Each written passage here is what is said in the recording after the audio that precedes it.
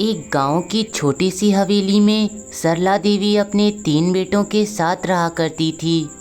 सबसे बड़े बेटे का नाम मणि था, जिसकी अपनी एक साड़ी की दुकान थी।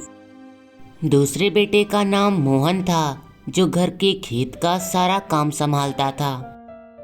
और अंत में सबसे छोटे बेटे का नाम अनिल था, जो गांव से दूर शहर में अपनी पढ़ाई पूरी कर रहा था। सरला खुद को बहुत भाग्यवान मानती थी, क्योंकि उसके तीनों बेटे उसका बहुत आदर करते थे। ऐसे ही कुछ दिन बीत जाते हैं। सरला देवी ने अपने दोनों बड़े बेटों मणि और मोहन की शादी करवा दी। अब तो मेरे दोनों बेटों का विवाह हो गया है, बस अनिल ही बचा है। उसके बाद मेरी सारी चिंता खत्म हो जाएगी, फिर मरने का भी मुझे कोई डर नहीं होगा। अब मैं सुखी हूँ। ये क्या माँ, अभी हमारी शादी को 1 दिन भी नहीं हुए और आप अपनी मृत्यु की बातें कर रही हैं। बस इसीलिए मैं विवाह नहीं करना चाहता था। हाँ माँ जी, अभी तो आपको अपने पोती पोतियों के साथ भी खेलना है। शादी के पहले दिन ही आप ऐसी अपशगुन बातें मत करिए माँ जी। अपने बहू और बेटों की बातें सुनकर सरला देवी के चेहरे पर एक हल्की सी मुस्कान छा जाती है। कुछ हफ्तों बाद सरला की भांजी सुनीता, जो उसके ही गांव में रहती थी, एक दिन उसके घर आती है। अरे ये क्या मौसी, आपने तो अपने दोनों बड़े बेटों की शादी करवा दी और शादी में मुझे कोई निमंत्रण नहीं भेजा। आपके इस कदम से मेरे दिल पर बहुत ठेस पहुंची है। अरे सुनीता, मैंने तो अपने दोनों बेटों की शादी मंदिर में करवाई है और किसी को निमंत्रण नहीं भेजा। तुम भी मायके गई थी, वरना तुम्हें बुलाती। जाने दीजिए मौसी, जो हो गया सो हो गया, पर एक बात की चिंता मुझे सताई जा रही है। कहीं बहुओं के आ जाने के बाद आप अपनी भांजी को ना भूल जाएं। ये क्या कह रही हो सुनीता, तुम भी तो मेरी बेटी ही हो और बहुओं के आ जाने से हमारे तुम्हारे रिश्ते में कोई दरार नहीं आएगा। हाँ मौसी, मैं तो जानती ही हूँ, आप तो मुझे अपनी बेटी की तरह ही मानती हो। मेरी माँ के गुजरने के बाद आपने मुझे एक माँ की तरह ही पाला। हाँ बेटा, और यही बेटी जैसा प्यार मैं अपनी बहुओं को भी देना चाहती हूँ। बस वे दोनों इस हवेली में खुश रहें।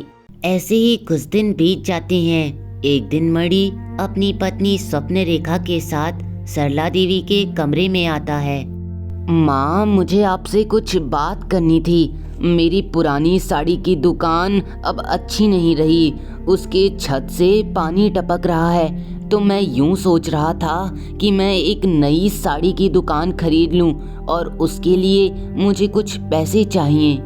देखो मणि, मैं क्या कहती हूँ, तुम कुछ महीने और रुक जाओ। सारे रुपए पैसे तुम्हारी शादी और तुम्हारे छोटे भाई अनिल की पढ़ाई में खर्च हो गए। यूं नया दुकान खरीदने का विचार कुछ महीने बाद रखना। ये क्या माँ जी, आपकी इतनी बड़ी हवेली है और आप बहाना बना रही हैं कि घर में पैसे नहीं है। साफ साफ क्यों नहीं कह देती आप हमें पैसे नहीं देना चाहती। ये तू क्या कह रही है बहू, बचपन से मणि ने जो भी कुछ मांगा है मैंने उसे ला कर दिया है, पर आज तू मेरी ममता पर सवाल उठा रही है बहू। सही तो कह रही है स्वप्न रेखा माँ, आपने हमारी शादी में कितना ही खर्चा किया। आपने शादी में कोई तामझाम नहीं किया, मंदिर में एक साधारण सा विवाह करवाया और आप कह रही हो कि हमारी शादी में सारे पैसे खत्म हो गए। ये क्या? अपनी बेटे की बात सुनकर सरला देवी की आंखों में आंसू आ जाते हैं। वो बहुत उदास हो जाती है। इससे अच्छा तो यही होगा माँ जी कि आप इस हवेली को छोड़कर चली जाइए। कम से कम हमारे ऊपर से आपका बोझ तो हटेगा, हम खुश रहेंगे उसके बाद। ये तू क्या कह रही है बहू, आज तू मुझे मेरे घर से ही निकालना चाहती है। ये तू अच्छा नहीं कर रही। मणि, तू अपनी पत्नी को डांट क्यों नहीं लगाता? इसमें वो क्या बोलेंगी माँ जी, मैं जो कह रही हूँ सच कह रही हूँ। अगर छोटी बहू राधिका होती तो वो भी यही बात रखती। अच्छा तो यही होगा कि हमारी खुशी के लिए चली जाइए। अगर तुम लोग यही चाहते हो तो मैं इस घर को हमेशा के लिए छोड़कर चली जाऊंगी, पर उससे पहले मैं अपने बेटे मोहन के विचार जानना चाहती हूँ। इसमें विचार जानने की क्या ज़रूरत है माँ? मोहन तो वही करेगा जो मैं कहूँगा। ठीक है, आने दीजिए मोहन को। आज शाम को फैसला हो ही जाएगा, या तो आप इस घर में रहेंगी या हम। अगर आप नहीं गई तो हम चले जाएंगे इस घर से। ये सरला के जीवन का दूसरा सबसे बड़ा दुख था। शाम को मोहन जब खेत से घर वापस आता है तो सरला देवी आंखों में आंसू लेकर सारी बातें उसे बताती है। इसमें तो सारी गलती मुझे साफ साफ आपकी ही नजर आ रही है। पिताजी ने इतनी बड़ी हवेली बनवाई, इतने सारे खेत दिए और फिर भी आपके पास पैसों की कमी हो रही है। ये गलत है माँ। सरला देवी को अपने दोनों ही बड़े बेटों मणि और मोहन से बहुत उम्मीद थी, परंतु दोनों ही उसकी उम्मीदों से परे निकले। सुन लिया माँ, मैं तो आपसे कह ही रहा था कि मोहन मेरे विचारों से ही संतुष्ट होगा। अब तो आपने मोहन के विचार भी देख लिए होंगे, ठीक है ना? अब आप इस घर से चली जाइए माँ, ठीक है? चली जाऊंगी, मैं इस घर को छोड़कर हमेशा के लिए चली जाऊंगी। बस एक बार मैं अपनी छोटी बहू राधिका के विचार सुनना चाहती हूँ, फिर मैं चली जाऊंगी। फिर वही बात माँ, मैंने कहा ना आपसे, राधिका मेरी पत्नी है, वो मेरी बात ही मानेगी। अच्छा तो यही होगा कि आप इस घर को हमेशा के लिए छोड़कर कहीं दूर चली जाइए माँ। फिर अगले दिन सरला अपने कुछ कपड़े लेकर हवेली से निकल जाती है। तभी अचानक उसे सुनीता मिलती है। सुनीता अपनी मौसी सरला देवी से बहुत प्यार करती थी। उससे अपनी मौसी की ये हालत देखी नहीं जा रही थी। हो गई आपकी दिल को संतुष्टि। आपने कहा था कि आप अपने बहुओं को बेटी जैसा प्यार देंगी, पर लगता है आपकी बहुएं आपको माँ की तरह प्यार देना भूल गई मौसी। इसमें बहुओं की क्या गलती सुनीता? जब मेरे बेटों ने ही मेरा साथ नहीं दिया, मेरी ही गलती थी। मैंने ही बेटों से ज़्यादा उम्मीद लगा रखी थी, इसीलिए सब हुआ। इसमें आपकी कोई गलती नहीं है मौसी, सारी गलती तो आपके लालची बेटों और बहुओं की थी। उन्हें केवल आपकी संपत्ति से लगाव था। चलिए मौसी, आज से आप मेरे साथ रहेंगी, चलिए। नहीं सुनीता, तुम्हें मेरी चिंता करने की कोई ज़रूरत नहीं है बेटा। मैं तो अपने भाई के घर जा रही हूँ। शायद मेरे भाई के घर मुझे थोड़ा आसरा मिल सके, मैं वहीं जाकर अपना जीवन बिताऊंगी। पर मन ही मन सुनीता बहुत उदास थी। उसे अपनी मौसी की बहुत चिंता हो रही थी। चलते चलते सरला दोपहर में अपने भाई गोविंद के गांव पहुंचती है। उस गांव का नाम शिवपुरा था। फिर सरला अपने भाई गोविंद के घर पर पहुंचती है। गोविंद अपनी पत्नी रचना के साथ उस घर में अकेले ही रहता था। गोविंद अपनी बहन को देखकर बहुत खुश होता है। अरे दीदी आज आप यहाँ, आपको देखकर मैं बता नहीं सकता कि आपको देखकर मुझे कितनी खुशी हो रही है। आइए दीदी घर। हाँ गोविंद, मैं आ गई, पर अभी मेरा पैर बहुत दुख रहा है, मैं बहुत थक गई हूँ। चलो हम लोग घर के अंदर चलकर ही बात करते हैं। हाँ दीदी, मैं तो भूल गया था। चलो घर के अंदर चलते हैं। फिर दोनों भाई बहन घर के अंदर आकर तख्ते पर बैठकर बातें करने लगते हैं। और बताओ गोविंद, रचना कैसी है? कहाँ है वो इस समय? कितने साल हो गए, मैंने उसे देखा नहीं, बुलाओ जरा। आती होगी दीदी, आती होगी। वो जरा अपने मायके अपने भाई से मिलने गई है, पर तुम बताओ दीदी, क्या बात है? तुम मुझसे कुछ ना कुछ छिपा रही हो। मैं तुम्हारा भाई हूँ, सब जानता हूँ। कोई तो बात है दीदी, तुम्हारे चेहरा देखकर सब पता चलता है मुझे। गोविंद की बातें सुनकर सरला देवी का चेहरा लाल हो जाता है और आंखों से आंसू गिरने लगते हैं। फिर वो सारी बातें अपने भाई गोविंद को बताती है। सरला की बातें सुनकर गोविंद को उसके बेटे और बहुओं पर बहुत गुस्सा आता है। वो गुस्से में सरला से बोलता है, क्या दीदी, इतना कुछ हो गया और तुम मुझे अब बता रही हो? मुझे तो तुम्हारे बेटे और बहुओं पर बहुत गुस्सा आ रहा है। और तुम कितनी मूर्ख हो। तुम अपनी हवेली छोड़कर यहाँ आ गई। क्या तुम्हें खुद के लिए थोड़ा सा भी लड़ना नहीं आता? किस लिए लड़ती मैं गोविंद? जब बेटों ने ही मेरा साथ छोड़ दिया तो मैं किससे लड़ती? ये सब केवल मेरे भाग्य का लिखा दुख है। मेरे जीवन में ये दुख लिखा ही था। पहले मैं खुद को बहुत भाग्यहीन समझता था दीदी। मैं यही सोचता था कि भगवान मुझे संतान ना देकर मुझे मेरे किन कर्मों की सज़ा दे रहा है। पर आज तुम्हारा हाल देखकर मैं खुद को भाग्यवान समझ रहा हूँ। अच्छा हुआ मुझे कोई संतान नहीं है। रो रो कर सरला का हाल बेहाल हो गया था। तभी सरला तख्त से नीचे उतरती है। नीचे उतरते ही उसे दरवाजे के सामने एक कुत्ता बैठा हुआ नजर आता है। फिर आ गया। इस कुत्ते ने तो मेरे कान में दम कर रखा है। इसे कितना भी भगा लो, ये भागता ही नहीं है। दीदी, इसको तो मैं मार डालूंगा। हट, मेरे घर से भाग जा। बिना रोटी दिए इसके पेट से कुछ सरकता नहीं। भाग यहाँ से। अरे गोविंद, इतना गुस्सा क्यों कर रहा है? एक रोटी ही तो मांग रहा है बेचारा। मैं अभी तुम्हारे अपने और इस प्यारे से कुत्ते के लिए रोटी बना देती हूँ। तुम यहीं बैठे रहना। फिर सरला देवी दोपहर का खाना बनाने के लिए रसोई की ओर चली जाती है।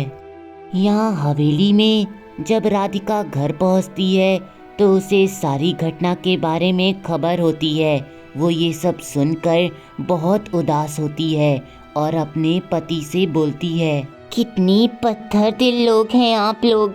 जिस माँ ने आप लोगों को जन्म दिया, उस माँ को ही आप लोगों ने उनकी हवेली से निकाल दिया। क्या आप लोगों ने ऐसा करते हुए एक बार भी नहीं सोचा किस लिए किया ये सब? बस चंद पैसों के लिए? देखो राधिका, तुम नादान हो, ना समझो। हमारे बीच अगर तुम ना ही बोलो तो अच्छा रहेगा, इसलिए तुम कृपया चुप रहो। छोटी बहू राधिका को अपनी सास सरला की हालत को देखकर बहुत तरस आ रहा था। यहाँ शाम को गोविंद की पत्नी रचना घर पहुँचती है। मैं तो आज बहुत थक गई हूँ। मेरा कमर बहुत दुख रहा है। मैं एक लोगों के लिए कोई खाना नहीं बनाने जाऊँगी। मैंने खाना खा लिया था। अब आपके लिए मैं झूठ की मेहनत नहीं करूँगी। जाइए, आप किसी होटल या ढाबे से खाना खाइए। जाइए। ढाबे या होटल पर जाने की कोई ज़रूरत नहीं। मैंने खाना खा लिया है। खाना खा लिया? भला कैसे खा लिया? आपने खाना बनाना कब सीखा? अब तो आप ही खाना बनाएंगे। मैंने नहीं बनाया भाग्यवान, दीदी ने बनाया है। दीदी आई हैं, मैंने तो आज पेट भर कर खाना खाया। दीदी आई हैं? आज दीदी आई हैं? इतने सालों बाद आज कौन सा करिश्मा हो गया? फिर गोविंद ने सारी बातें रचना को समझाई। इसलिए दीदी अब हमारे साथ ही रहेंगी। गोविंद की बात सुनकर रचना को उस पर बहुत गुस्सा आता है। क्या कहा? दीदी अब हमारे साथ रहेंगी? ये आप क्या कह रहे हैं? उनकी इतनी बड़ी हवेली और वो हमारे छोटे से घर में आकर रहेंगी? नहीं, ऐसा नहीं। दरवाजे पर खड़ी सरला उनकी सारी बातें सुन लेती है। ये तुम क्या कह रही हो रचना? सरला दीदी मेरी बहन है, वो मेरे साथ क्यों नहीं रह सकती हैं? सोच लो, अगर आपने सरला दीदी को इस घर में रखा तो मैं इस घर को हमेशा के लिए छोड़कर अपने मायके चली जाऊंगी। फिर रहना आप अपनी दीदी के साथ।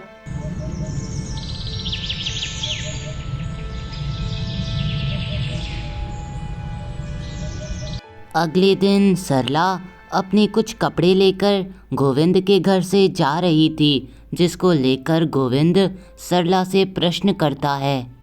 अरे दीदी, ये क्या?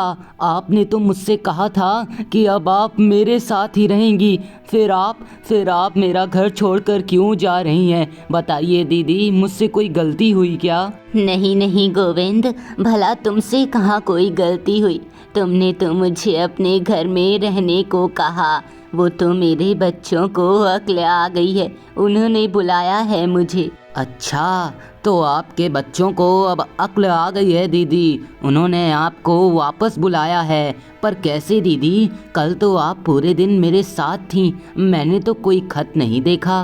खत तो मुझे आज सुबह ही आया था, मैंने ना जाने किधर फेंक दिया होगा। उसमें लिखा था कि कृपया कर माँ घर वापस आ जाओ, उन्हें मेरी बहुत याद आ रही है। अच्छा हुआ समय से पहले उन्हें अपनी गलती का एहसास हो गया दीदी। सरला अपने भाई गोविंद से झूठ बोलकर किसी जंगल की ओर रवाना हो जाती है। जंगल के एक रास्ते पर उसे एक सुनसान कुटिया मिलती है। उस कुटिया को देखकर सरला सोचती है, अरे ये क्या, ये कुटिया तो बिल्कुल खाली है।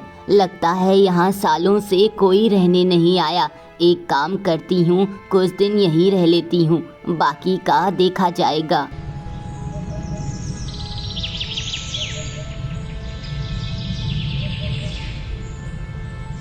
ऐसे ही दिन बीतने लगते हैं। सरला उस कुटिया में अपनी बची कुची जिंदगी गुजारने लगती है। एक दिन एक कुत्ता लंगड़ाता हुआ घायल अवस्था में सरला के पास आता है। अरे, इस कुत्ते को तो मैंने कहीं देखा है। अरे हाँ, ये तो वही कुत्ता है जो गोविंद के घर पर आया था।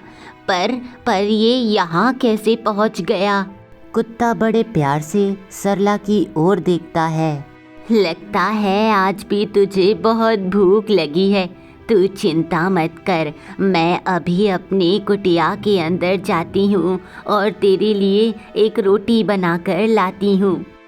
फिर सरला रोटी लेने कुटिया के अंदर चली जाती है। थोड़ी देर बाद सरला एक रोटी लेकर कुटिया के बाहर आती है। फिर सरला उस रोटी को उस कुत्ते को खाने के लिए दे देती है। फिर उस दिन से वो कुत्ता सरला के साथ ही रहने लगता है। सरला ने उस कुत्ते का नाम शेरू रखा था। शेरू, घर में लकड़ियाँ ख़त्म हो गई हैं। आज हम दोनों को लकड़ियाँ लाने जाना होगा, तभी मैं तुम्हारे लिए और अपने लिए कुछ खाने को बना पाऊंगी। शेरू प्यार से बूढ़ी माँ को हाँ करता है। हाँ हाँ, समझ रही हूँ। आज तेरा मछली खाने का मन है। कोई ना, हम आते वक्त तालाब से मछलियाँ ले लेंगे, फिर मैं तेरे लिए मछलियाँ बनाऊंगी शेरू। फिर वे दोनों लकड़ियाँ काटने जंगल पहुँच जाते हैं। तभी अचानक सरला को चक्कर आता है और वो ज़मीन पर गिर जाती है। शेरू चिल्ला चिल्ला कर बूढ़ी माँ के लिए मदद मांगने का प्रयास कर रहा था, परंतु कोई उसकी मदद करने नहीं आता है। उसी जंगल से दो लड़कियाँ मेघा और वर्षा गुजर रही थीं।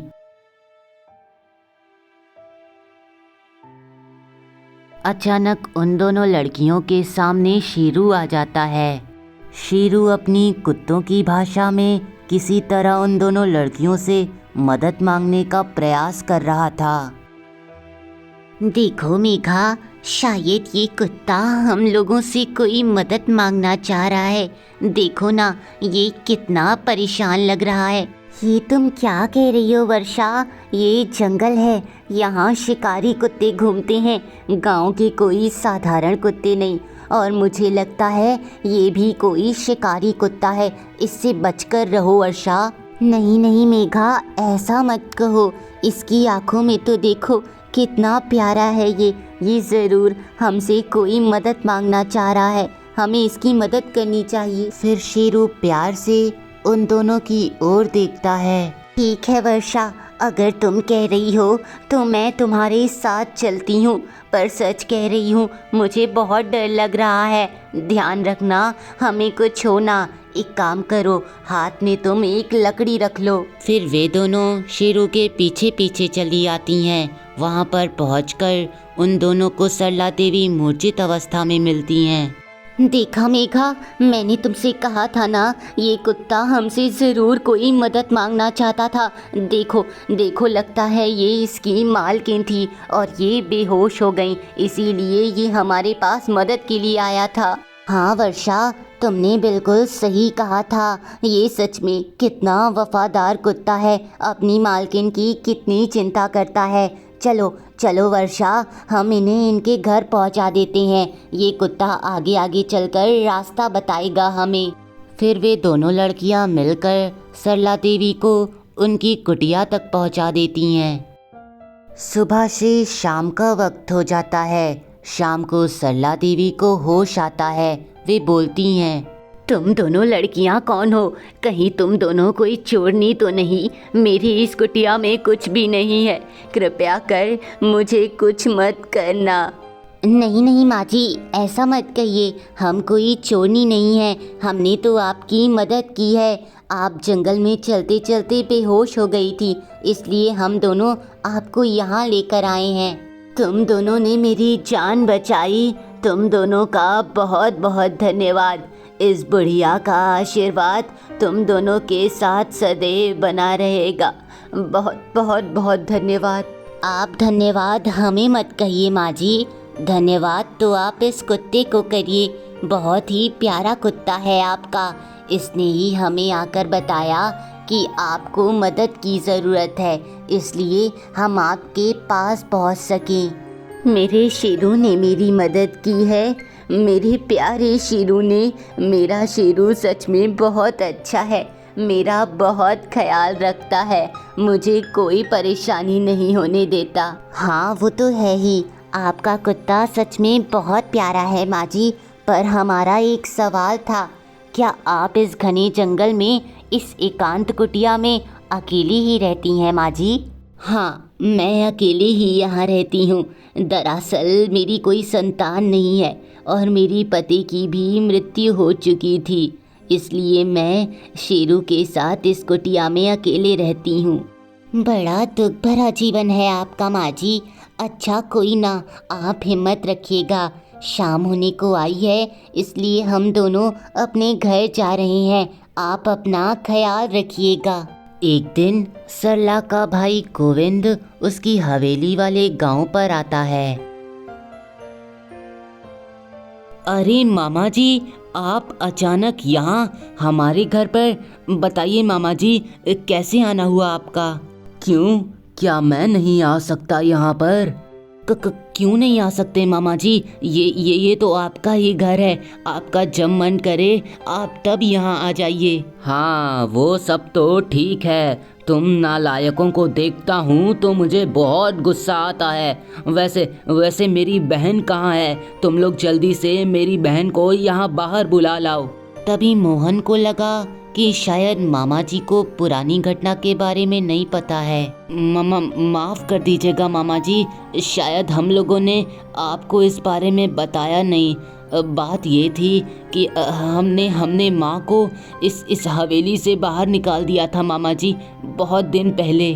फिर मामा जी मोहन की बात पर क्रोधित होकर उससे कहते हैं, हाँ, और कितने गर्व के साथ तुम लोग मुझे ये बात बता रहे हो। बिल्कुल भी शर्म नहीं आई होगी ना तुम लोगों को? बहुत अच्छे।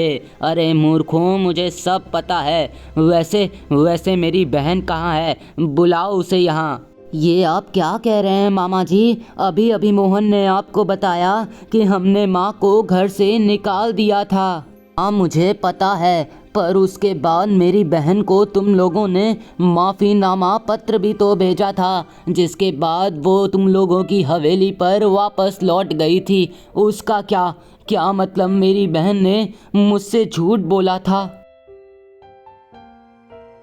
मुझे तो लग रहा है मेरी बहन की संपत्ति के लालच में तुम लोगों ने कहीं उसकी हत्या तो नहीं कर दी। अगर मुझे पता चला कि मेरी बहन को कुछ भी हुआ है तो मैं तुम लोगों को नहीं छोड़ूंगा, मैं पुलिस के पास जाऊंगा। नहीं नहीं मामा, आप पुलिस के पास मत जाइएगा, हम सच कह रहे हैं। हमने माँ के साथ कुछ भी नहीं किया, बल्कि माँ जिस दिन से इस घर से गई हैं उस दिन से वापस वो यहाँ नहीं लौटी हैं मामा। अभी तो मैं जा रहा हूँ मणि और मोहन, तुम लोग अच्छे से जानते हो मैं एक वकील हूँ। अगर मेरे बहन को कुछ भी हुआ तो मैं तुम दोनों को नहीं छोड़ूंगा, नहीं छोड़ूंगा। यहाँ सरला की तबीयत दिन ब दिन बहुत खराब होते जा रही थी। शेरू एक पशु होते हुए भी सरला का बहुत ख्याल रख रहा था, परंतु सरला को ख्याल की नहीं बल्कि इलाज की ज़रूरत थी। तू ऐसे कब तक भूखा रहेगा शेरू? मेरी बात मान शेरू, यहाँ से चला जा। तू तो जानता है अब मैं तुझे कुछ भी बनाकर खिला ना सकूँगी। तू गांव लौट जा शेरू, क्या पता तुझे वहाँ 2 वक्त की रोटी तो मिल सकेगी। चला जा। शेरू को सब समझ आ रहा था, परंतु शेरू सरला की कोई बात ना मानता और दिन भर उसके साथ ही रहता। यहाँ हवेली में एक दिन अचानक जोर का धमाका होता है और पूरे हवेली में आग फैल जाती है।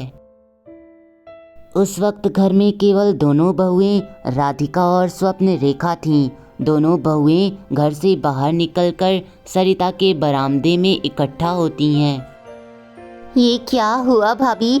अचानक से इतना बड़ा धमाका कैसे हुआ? मैं तो बहुत डर गई। आप लोग ठीक तो है ना भाभी? कुछ हुआ तो नहीं? मुझे तो लगता है हमारे घर का सिलेंडर फटा है। मैं तो कल से ही सबसे कह रही थी कि सिलेंडर की पाइप कुछ खराब लग रही है, परंतु मेरी बात किसी ने नहीं मानी। लो अब हो गया धमाका।